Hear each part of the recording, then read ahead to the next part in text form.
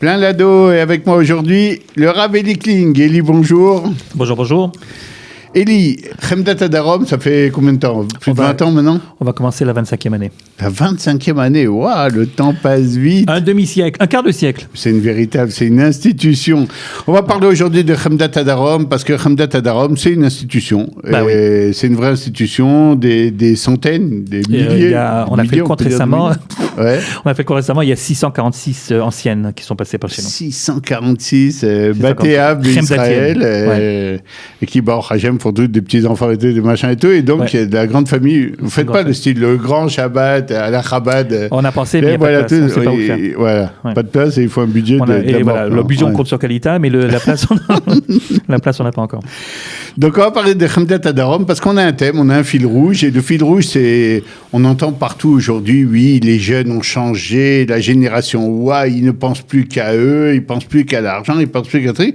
Et justement, quoi de mieux qu'un séminaire qui est là depuis 25 ans pour nous dire comment les gens ont évolué entre la première session de Chemdat Adarom et la dernière que tu prépares aujourd'hui actuellement. Oui, on est en pleine préparation. C'est un peu difficile quand même cette enseignant. À cause de... J'en sais rien, les Français montent moins, il y a moins de Aliyah, il y a moins de mouvements. Ça se ressent aussi à Chemdat Adarom? Aussi, aussi. Il y a les problèmes habituels que les filles veulent partir, mais que les parents ne sont pas trop chauds pour les laisser partir. Okay. Et puis, il y a cette baisse, finalement, de l'Aliyah, de laquelle on va certainement parler, si tu veux, et qui a bien sûr touché toutes les... d'abord, les chiffres dans l'absolu, et puis, évidemment, ça se répartit dans chacune des institutions. Viens, on commence par ça. Ton analyse, qu'est-ce qui se passe? D'accord, ok, très bien. Qu'est-ce qui se passe? Alors, j'en sais rien. Donc, on passe à la deuxième question. On a amené l'expert. Donc, si on passe à la deuxième question. Non, mais tu es quand même souvent sur le terrain en France, tu te promènes, tu tournes, il y a quand même des tendances, tu sens, il y a des choses qu'on sent. Il y a plusieurs explications, enfin des spécialistes plus grands que moi sont penchés sur la question. Alors, d'abord, les chiffres, tout le monde les connaît maintenant, je suppose, c'est-à-dire que pendant des années et des années, l'Aliyah de France était stable, à peu près 2000 olim par an. Tout compris, hein, hommes, femmes, enfants, adultes, vieillards, et voilà. Ouais. Et puis d'un coup, une embellie pendant quelques années. Et puis tout d'un coup, on a beau tourner autour du pot et dire que c'est l'Aliyah de France, c'est pas à cause d'antisémitisme, mais c'est vraiment parce que, enfin, l'idéologie, etc. Bon, la vérité, c'est qu'au moment où il y a eu les grands attentats, que ça commençait à monter en flèche. Mais quand on dit en flèche, c'est en flèche. C'est-à-dire, on est passé de 2000 à... Bon, prenez pas sur chaque petit chiffre. Enfin, on est passé de 2000 à 4000, puis 5000, et puis c'est même arrivé à 7000, presque 8000, et puis après... Donc, on a eu comme ça 3 années de grande Aliyah, et après, c'est redescendu. Alors, c'est redescendu d'abord, si on prend uniquement le prisme de ce qui se passe en France, bah, tout simplement, c'est pas qu'il y a pas d'attentats, mais comme les attentats sont moins dirigés contre les Juifs... Alors, on connaît notre peuple optimiste de nature, puisque c'est pas nous qu'on vise, hein, donc il n'y a pas de raison de partir. Voilà. Et puis bon, il y a sans doute également le fait que ceux qui sont partis, c'est pas des gens qui ont décidé de partir parce qu'il y avait l'attentat. C'est des gens qui vraiment idéologiquement étaient déjà... Et ça a servi un peu de déclencheur. Et ça a servi de zaraz, comme on dit ici, c'est-à-dire ils ont précipité les choses. Le type qui pensait partir, je sais pas, après sa retraite, il s'est dit, bon, tu sais quoi, viens, on part avant. Et donc, il y a une aliyah finalement de ceux qui étaient déjà dans le coup. Ce qui fait qu'aujourd'hui, c'est ceux qui sont moins dans le coup qui restent, et donc c'est plus difficile. Et puis le réservoir, c'est aussi un peu vidé, c'est-à-dire il y avait des gens, effectivement, comme tu dis, d'abord les plus motivés et tout. Ils sont déjà partis. Au bout d'un moment, et puis de toute façon, le réservoir des gens qui tournent vraiment, qui sont un potentiel de Aliyah, c'est-à-dire qui tournent autour de la communauté, qui sont intéressés, qui sont en contact avec Israël, etc. On va pas parler des gens qui sont complètement éloignés, qui sont en contact ni avec Israël, ni avec la religion, ni avec la communauté. Se restreint quand même. Quand il y a une Aliyah de 7000, de 5000, etc., il y a ce groupe-là est plus petit, donc on ne peut pas attendre qu'il se renouvelle rapidement et dans les mêmes dimensions. Maintenant, il y a aussi autre chose qu'il faut dire, même si je ferais de la peine à mes amis de la communauté juive française. Et on a fait un Shabbat récemment avec des rabbins, justement pour parler de ça. Il y a un silence sur le sujet au niveau rouhani, au niveau spirituel. Sur le sujet Israël, on ne parle plus d'Israël. C'est-à-dire, je vais te raconter une anecdote qui m'est arrivée récemment. Donc, j'étais en juillet dans certaines communautés de là-bas. Et puis bon, on m'a demandé de parler. Donc, j'ai parlé. J'ai fait un petit rapport entre la paracha et ce qui se passe ici. Mais à la fin, il y a un type qui vient, il me dit... Franchement, la vérité, ce que tu as dit sur la paracha et l'actualisation, là, on n'a jamais entendu ce discours. Alors, je dis, et quand le rabbin il parle d'Israël, alors qu'est-ce qu'il en dit? Il m'a dit, mais n'en parle pas. Oui. Et c'est là que j'ai compris que... Parce que moi, dans ma tête, c'était... Il y avait des rabbins qui étaient contre et donc qui essayaient de calmer les choses. Mais c'est pas qu'ils sont contre ni qu'ils sont pour, c'est qu'ils sont pas là. C'est-à-dire que le sujet n'apparaît pas. Le type m'a dit très gentiment que quand est-ce qu'on parle d'Aliyah? Quand il y a un type de la communauté qui veut partir et qui demande au rabbin qu'est-ce qu'il en pense, alors oui, le rabbin dira est-ce que tu as bien réfléchi, c'est une bonne chose, etc. Tu as bien calculé où est-ce que tu vas mettre tes enfants, parce qu'il ne faut pas faire d'Aliyah avec précipité. Mais voilà. Mais je suppose que tu parles quand même, tu parles aussi aux rabbins. Pardon? Tu touches de ce sujet avec les rabbins en disant... Bon, alors, écoute, la moi, vérité... j'aimerais bien savoir, est-ce que c'est aussi peut-être un problème de connaissance? C'est quoi? J'y connais rien. Je fais de temps en temps. J'ai pas du tout envie de rentrer dans l'analyse. Pourquoi est-ce que les rabbins... Pour pouvoir être accueilli quand tu vas... Pardon? Pour pouvoir être accueilli quand tu vas y retourner. Voilà, c'est ça, j'ai pas envie qu'on... T'as raison. Oui, parce qu'en plus, les gens, c'est chez qui je dors. Il paraît que Studio Qualita, les gens, ils regardent quand même. Ouais, c'est ça. À part ta femme et la mienne. C'est un des problèmes, on s'y attendait pas. Donc, il faut faire attention à ce qu'on dit. Non, et puis en plus, je les aime bien, c'est pas le problème. Mais c'est vrai que si tu compares à l'époque où nous, on était en France, il y avait toujours des rabbins qui étaient opposés, puis des rabbins qui étaient très pour. Et puis, c'était le sujet, c'est-à-dire le fait que l'État d'Israël représente le facteur, on va dire un des facteurs les plus importants, je pense, le facteur essentiel de l'identité juive contemporaine, il n'y avait pas de discussion là-dessus. Après, tu peux dire il faut changer, tu peux dire on n'aurait pas dû, mais on en parlait tout le temps. Il y avait les mondes de jeunesse qui en parlaient tout le temps. Il y avait Tikva Teno, il y avait le Bnei Akiva, et puis il y avait les rabbins qui se mouillaient, quoi. Ils disaient ce qu'ils avaient à dire, etc. Aujourd'hui, on a l'impression que chacun, c'est un choix personnel. On va pas se mêler de ce qui nous regarde pas.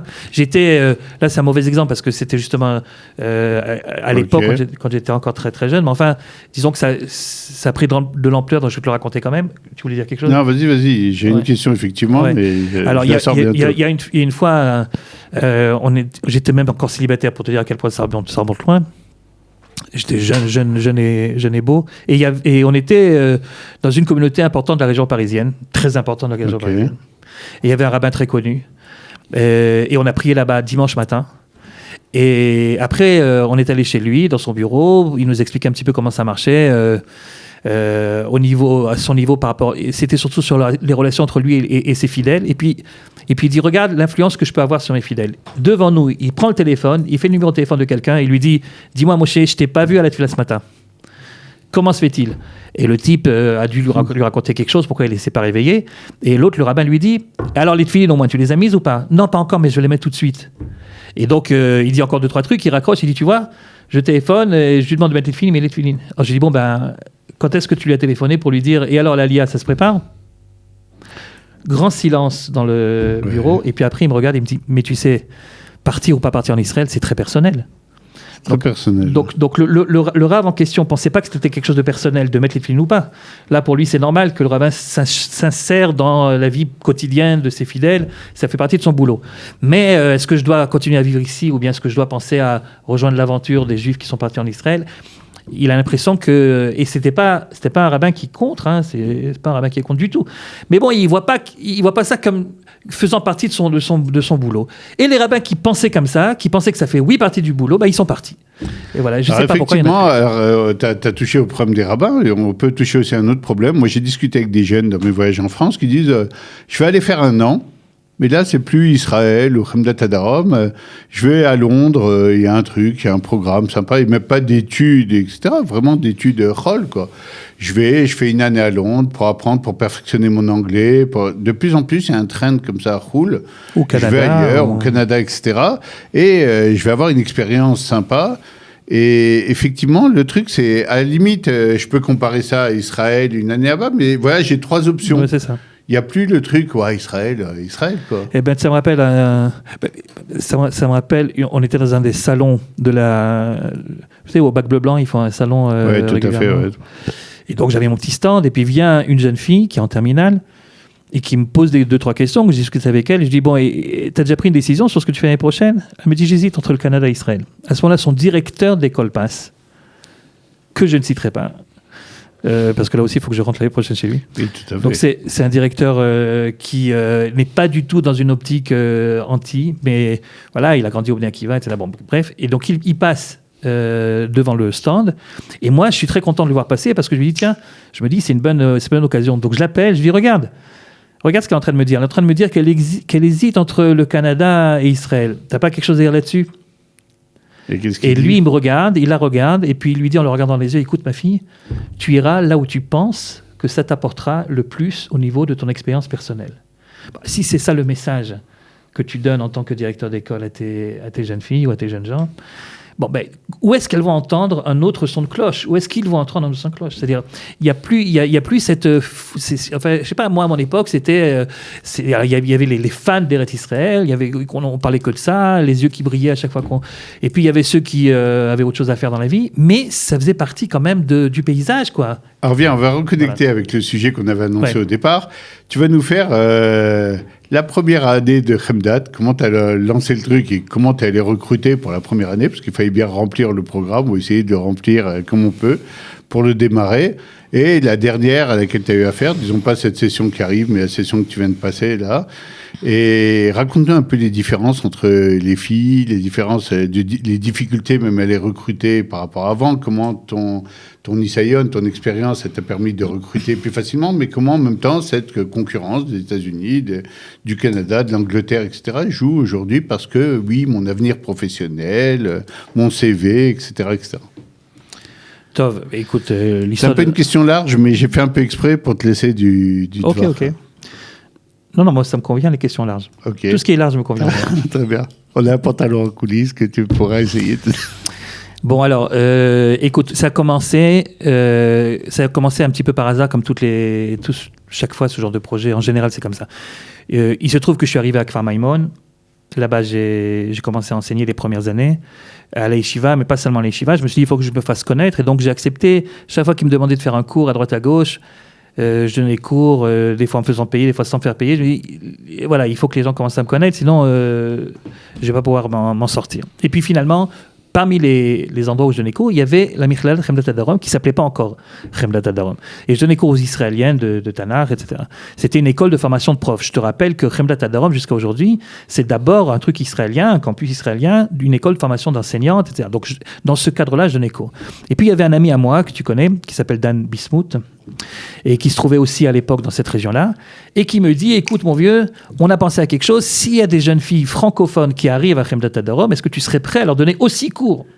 Ok, c'était quoi son idée d'où elles arriveraient? Alors lui, ce qu'il pensait, et puis il avait raison à ce moment-là, le Rav Yitzhak Levi, qui à l'époque commençait à peine l'histoire de politique, il était d'accord aussi avec lui, et puis il disait, il y a en France de plus en plus d'écoles juives, je te rappelle, il y a 25 ans, c'était l'époque où en effet les écoles juives se poussaient là-bas comme des champignons après la pluie, il y avait partout des écoles, mais il n'y avait pas, et aujourd'hui il y a à peine, il n'y avait pas d'école de formation pour pouvoir enseigner du Kodesh de manière professionnelle, c'est-à-dire avec les cours de psychologie, pédagogie. C'est toujours un sujet actuel.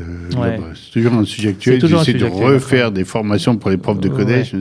Alors ce qu'on faisait, on prenait quelqu'un qui avait certainement des connaissances, il sortait d'une yeshiva, ou une jeune fille qui sortait de la Beth Rivka, et donc on lui dit, tiens, tu vas être prof chez nous, mais elle n'avait pas obligatoirement une formation pour ça. Et alors l'idée, c'était, comme on est une école de formation de profs à Khemdat Adarom, l'idée c'est de former des profs pour la diaspora, en fait, au départ. Okay. Et c'est comme ça que ça a commencé. Donc, je lui ai dit, OK, moi, je veux bien faire un truc pour les diasporas, pourquoi pas, mais il faudrait qu'on demande aux directeurs d'école, d'abord s'ils sont d'accord, parce qu'il s'agit de coopérer avec eux, et puis d'élaborer le programme également avec eux. Et donc, j'ai fait un tour chez les directeurs. Ils étaient très, très contents qu'un truc comme ça existe encore aujourd'hui en Israël. Ça s'appelle Moral et Tfutsot. Je crois qu'au Machon Gold, ils donnent encore cette théouda. Oui, il y a des trucs comme ce ça, diplôme pour enseigner encore, à la diaspora. Ouais. C'est un petit peu vexant parce que d'après l'État d'Israël, tu étudies 1 an et tu peux déjà enseigner à l'extérieur, en diaspora. Alors que pour être prof de Kodesh en Israël, il faut 3-4 ans même pour ça. Enfin bon, laissons tomber le petit détail. On va éviter cette souguia épineuse. Oui, on va éluder l'histoire. En tout cas, quand j'ai vu que tout le monde était intéressé, on a commencé à faire un programme comme ça. Donc les 9 premières jeunes filles qui sont arrivées, c'était des filles qui sont venues parce que c'était présenté comme un programme de formation d'enseignantes pour les diasporas. Okay. Et les gens qui donnaient de l'argent pour soutenir ça, il n'y avait pas Massa à l'époque, il n'y avait pas tout ça, c'était des fonds américains, Pinkou, je me rappelle. Qui voulait soutenir effectivement l'idée de profs de meilleure qualité en diaspora. Donc, c'était le but. Tout à fait. Et au bout de l'année, il s'avère que sur les 9, il y en avait 8 qui voulaient rester. Ah oui, c'est dommage pour la formation. Alors, on n'a pas fait exprès, hein, juste on était en Israël. Une fois qu'on a touché au pays, voilà.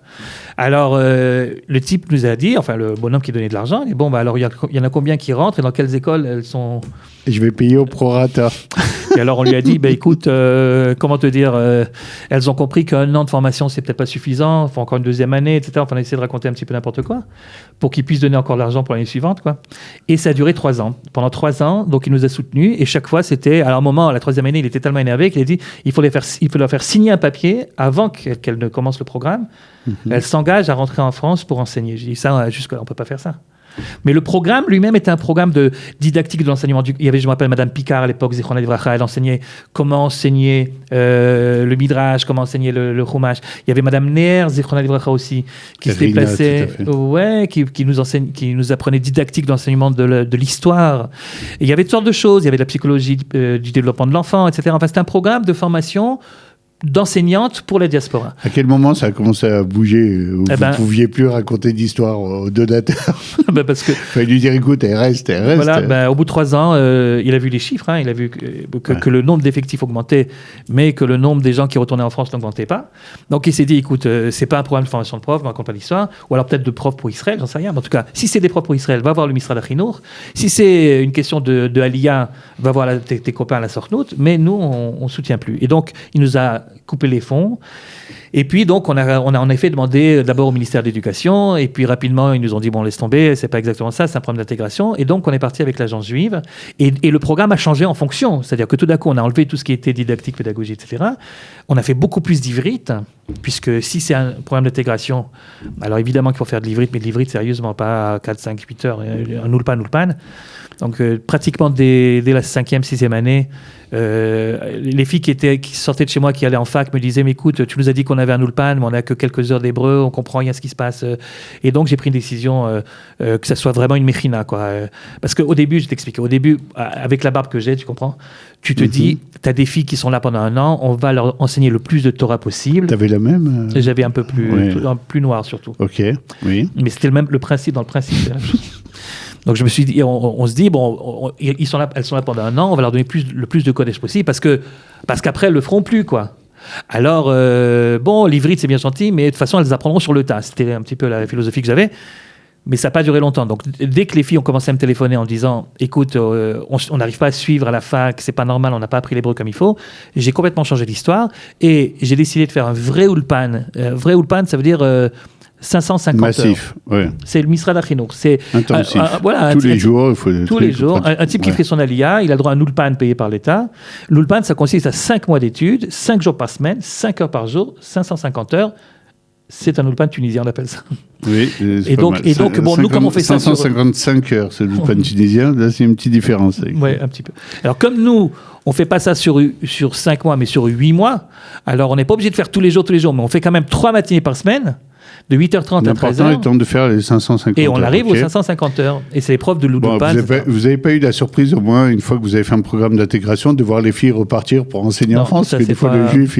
Non, oui, en général, dans l'esprit de contradiction, mais non. Encore que, on a eu quelques-unes qui sont sorties enseigner en France. Mais c'était pas le gros du peloton. C'est des gens qui restaient là. On a 85%, je crois, de filles qui restent. OK. Ouais. Donc, le nouveau programme, il parlait de quoi? En dehors de l'ulpan? Alors, il y avait l'ulpan, il y avait du jour. Il y avait déjà une préparation psychométrique. Ouais. Et tout le reste, c'était du Kodesh. Il y avait un petit peu d'anglais aussi, parce que, bon, sans anglais, c'est compliqué. OK. Et le reste, c'était du Kodesh. Alors, le problème de Kodesh, il fallait le penser de manière à ce qu'il cadre avec ce que ces filles avaient besoin, d'une part, et ce que nous, on voulait leur apporter d'autre part. Donc, ça a été très, très réfléchi.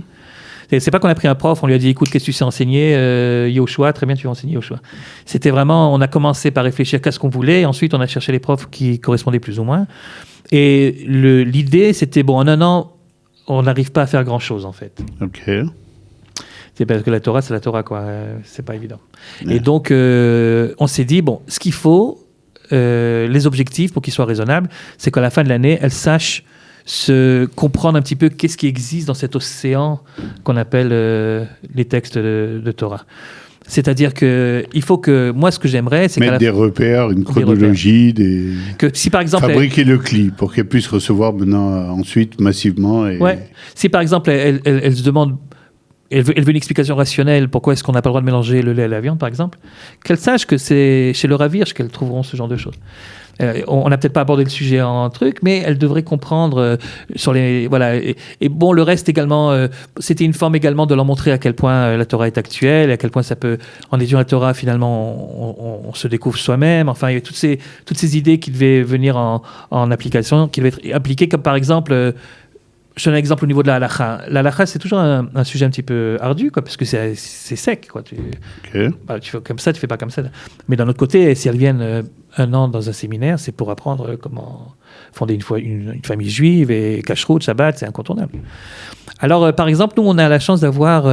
tu connais Sheela, bien sûr, le site sûr, oui. Sheela.org. Oui, je me souviens Sheela.org. de sa Alors, naissance. pour nos éditeurs, téléspectateurs, etc., Sheela.org, c'est... HEELA.org. Il doit y avoir aujourd'hui 90 000 questions, je crois, qui ont déjà été répondues. Il y a une quinzaine, l'équipe de répondeurs, c'est une quinzaine de rabbins francophones qui habitent tous en Israël. On a la chance d'avoir un des répondeurs qui enseigne chez nous, le Rav David Zenou.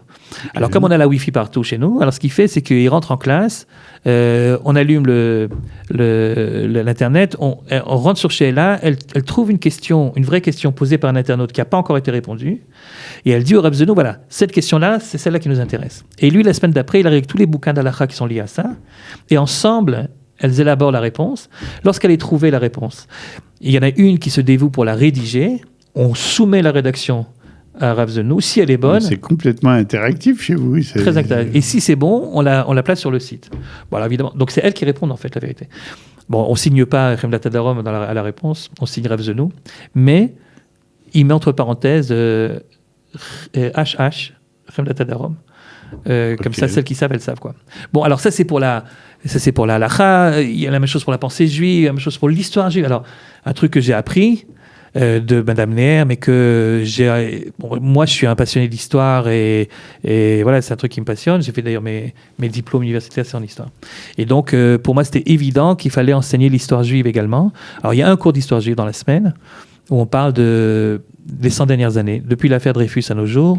On passe en revue ce qui s'est passé.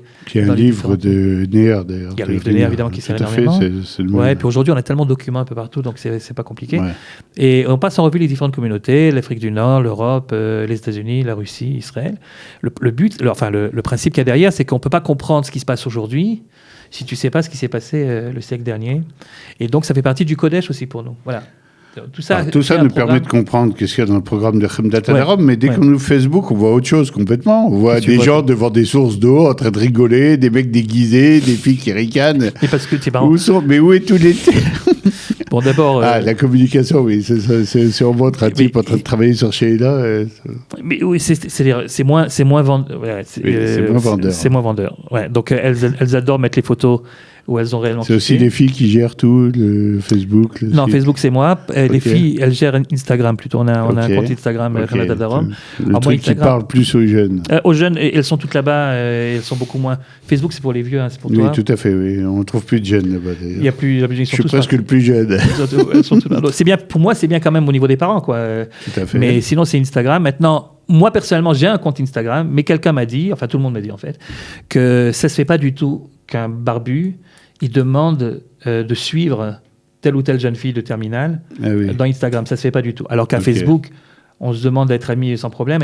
Donc il y a des jeunes filles qui ont créé un truc qui s'appelle Chemdat Adarom, un compte Chemdat dans Insta, et celles qui s'occupent de tout ça. J'ai compris. Voilà. Comment étaient les filles à l'époque et les filles qui arrivent aujourd'hui? Il y a une vraie différence? Ouais. Au niveau sionisme, au niveau religieux, au niveau... Ouais. Parle-nous un peu. En même temps, on va comprendre mieux la communauté française, même un peu de l'époque. Le chinour de l'époque, ouais.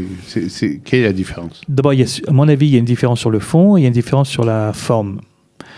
Et sans que j'arrive à te dire laquelle des deux est la plus importante. La différence sur le fond, c'est que ça rejoint ce qu'on a dit tout à l'heure. Il y a beaucoup moins d'engagement. Voilà, il faut pratiquement tout recommencer à zéro. Tu me diras, s'il faut recommencer à zéro, comment se fait-il qu'elles arrivent ici? Eh bien, elles arrivent ici parce qu'elles ont quelque chose en elles. Alors, souvent, c'était le voyage à Taglid, souvent, c'était la rencontre avec quelqu'un, etc. Enfin, il y a quelque chose qui s'est allumé en elles. Donc, elles aiment Israël. Elles se demandent même si ce serait une bonne chose pour elles de construire leur avenir ici, mais elles ne savent pas pourquoi. Elles ne savent pas pourquoi. Et donc, sur le fond, tout d'un coup, tu t'aperçois que des trucs qui te semblaient basiques, il faut refaire. Je ne parle même pas de la connaissance de l'hébreu, qui elle aussi a subi... Alors, je comprends pas. Plus il y a de juifs dans le monde qui parlent ivrite. Bon, aujourd'hui, il y a 50% du peuple qui est en Israël, donc il y a 50% de gens qui parlent ivrite, ça fait des millions de gens qui parlent ivrite. Et puis elles écoutent des milliers de chansons en hébreu, un truc, tu dis, au bout d'un moment, ça va rentrer. Elles sortent je parle de celles, c'est la majorité chez moi, qui viennent d'écoles juives. Leur niveau d'ivrite est nul.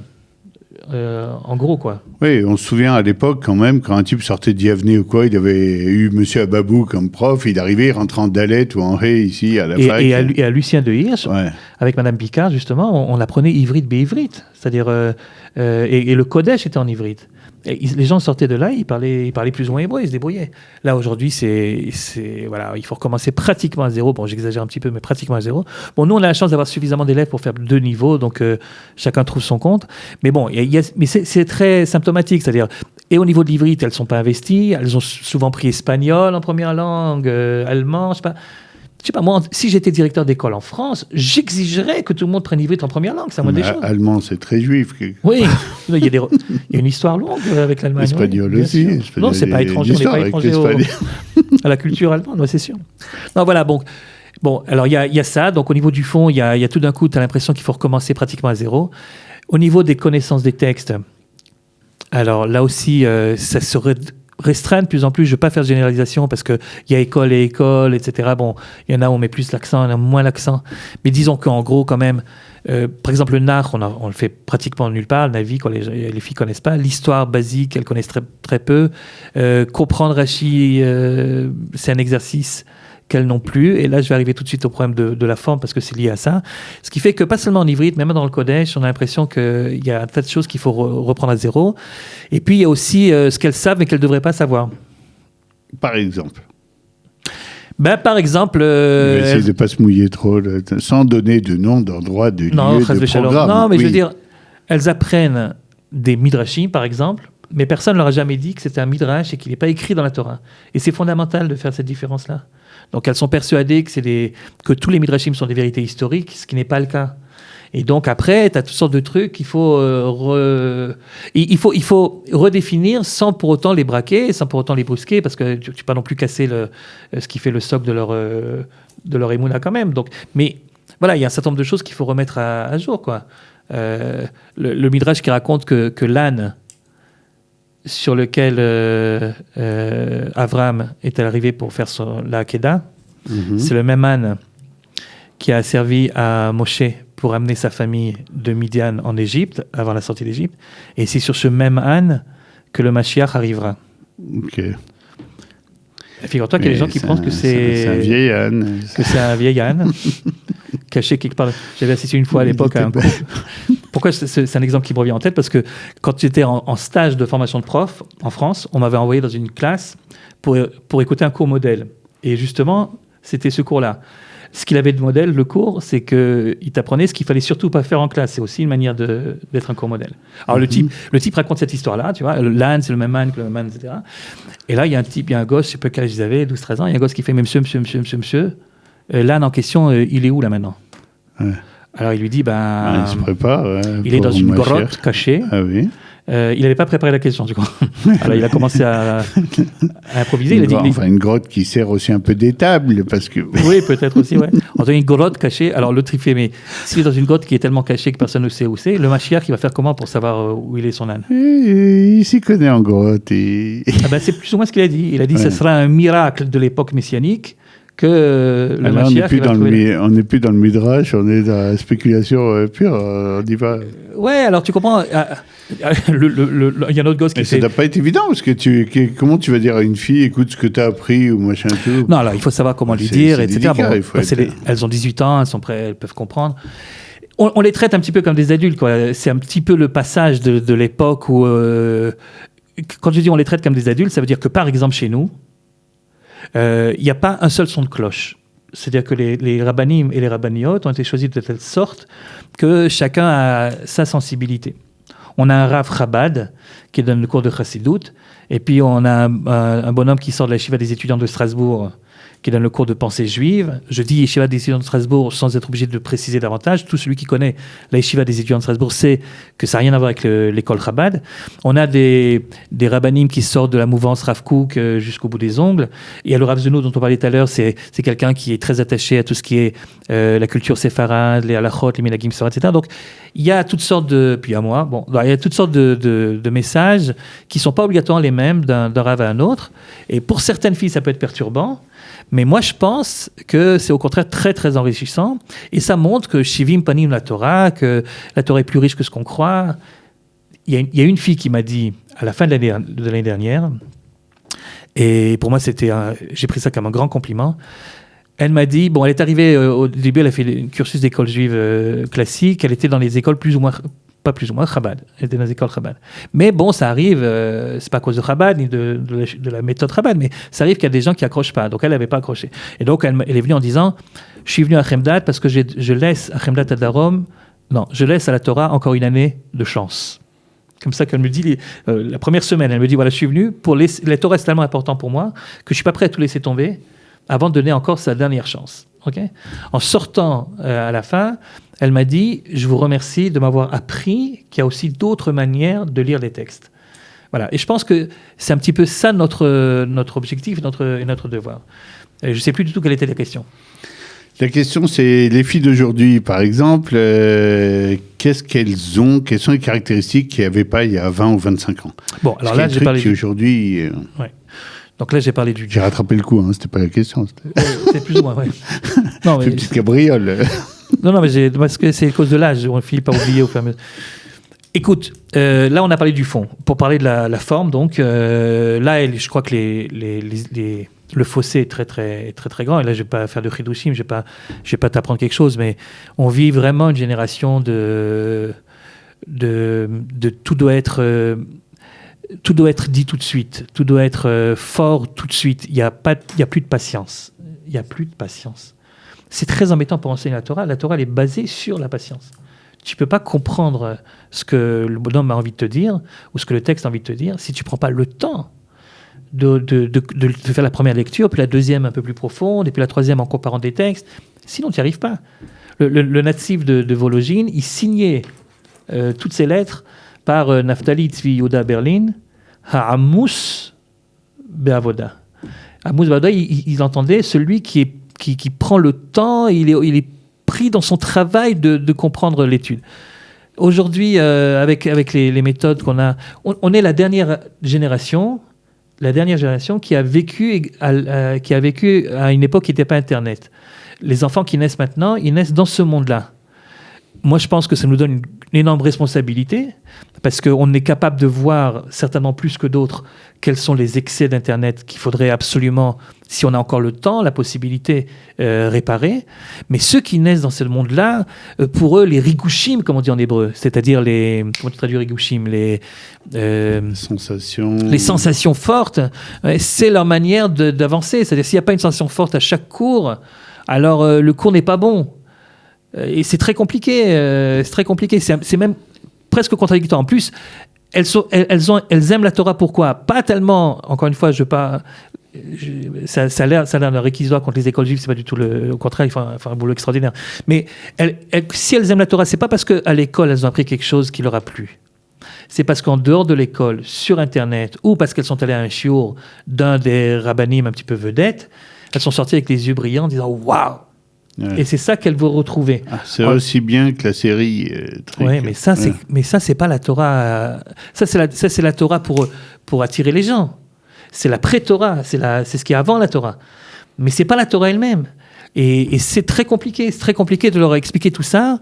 C'est pas qu'on n'est pas capable de faire des cours. Waouh, on est capable. Mais il faut bien qu'elles apprennent aussi qu'il y a une sorte de formation, c'est progressif. Il y a un moment où il faut abattre du travail, du texte et du truc et tout. Parce que c'est pas obligatoirement tout de suite.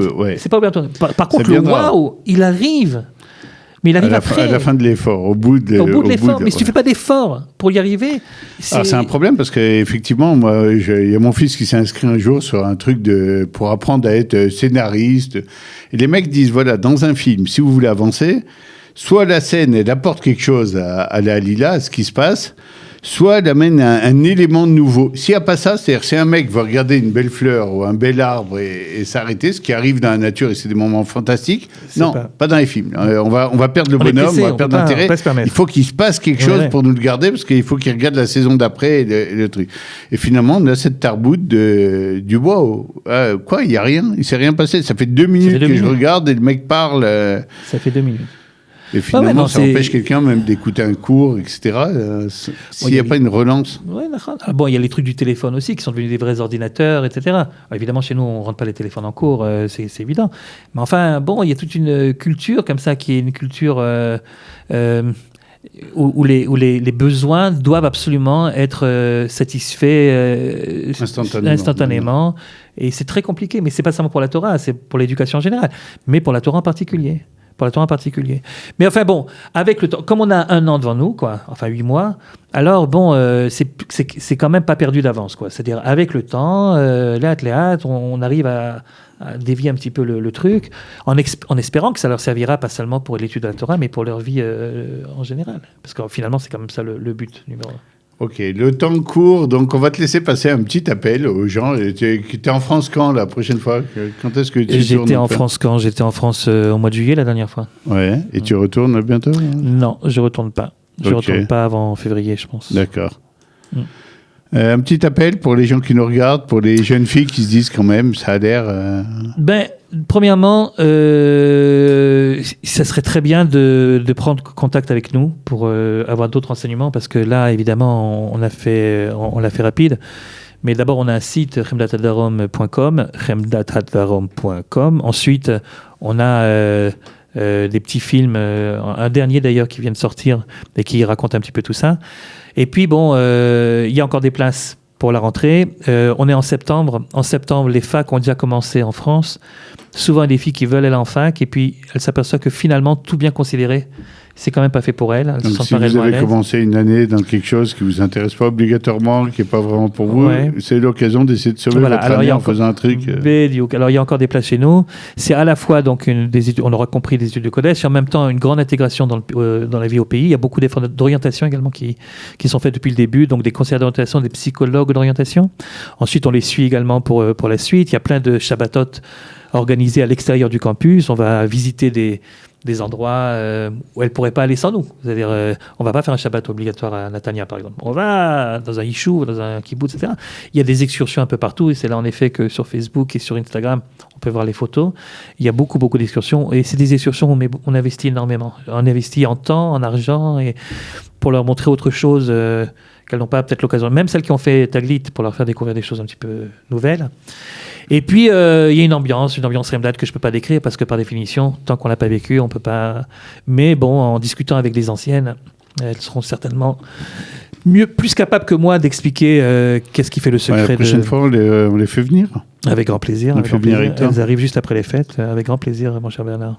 Eh bien, on va te souhaiter bonne chance. Et bonne chance à Chemdat Adarom. Et on va inciter les gens. Et c'est très, très rare de trouver une formule qui offre autant d'avantages. D'ailleurs, moi qui suis toujours à l'affût de l'indice de satisfaction des programmes, ça m'est pratiquement jamais arrivé de rencontrer une Chemdatième qui n'était pas justement ce fameux wow, en tout cas sur l'année. C'était wow. Ouais. Et après, il faut gérer même la redescente un peu, la tension qui redescend. Ça ne doit pas être toujours évident parce que le programme Chemdat Adarom fait vraiment un effet. Et puis on est aussi fiers, je vais peut-être terminer par là, on est aussi fiers que quand elles sortent pas toutes dans le même moule. C'est-à-dire, c'est lié à ce que j'ai expliqué tout à l'heure. C'est-à-dire, on a à la fois des ingénieurs et des médecins et des avocats et des infirmières et des danseuses et des gens qui travaillent dans le social et dans l'éducation. Enfin, il y a un petit peu de tout. Mais il y a ce côté d'une Torah qui n'est pas austère, qui n'est pas obligée. On ne confond pas le sérieux avec l'austérité. En tout cas, moi qui passe beaucoup de temps sur les réseaux sociaux, je peux te dire que même en lisant les commentaires des anciennes, quand tu fais un commentaire des filles qui étaient là il y a 5 ans, il y a 10 ans, on voit que c'est une énorme famille Chemdat Adarom et que ça reste comme ça. Pour les mariages, je les vois quand ils m'invitent au mariage. je vois quelles sont les copines qui sont restées très très proches. C'est celle de la première année. Ben, c'est magnifique. Voilà. Merci beaucoup, Élie. À la prochaine. De rien, et merci à toi. Khamdat Adarom pour le boulot extraordinaire qui a battu là-bas, année par année, pour le peuple juif. Les Traot, à la semaine Kolto, prochaine bye pour bye. plein d'ado. Les Traot. Bye bye.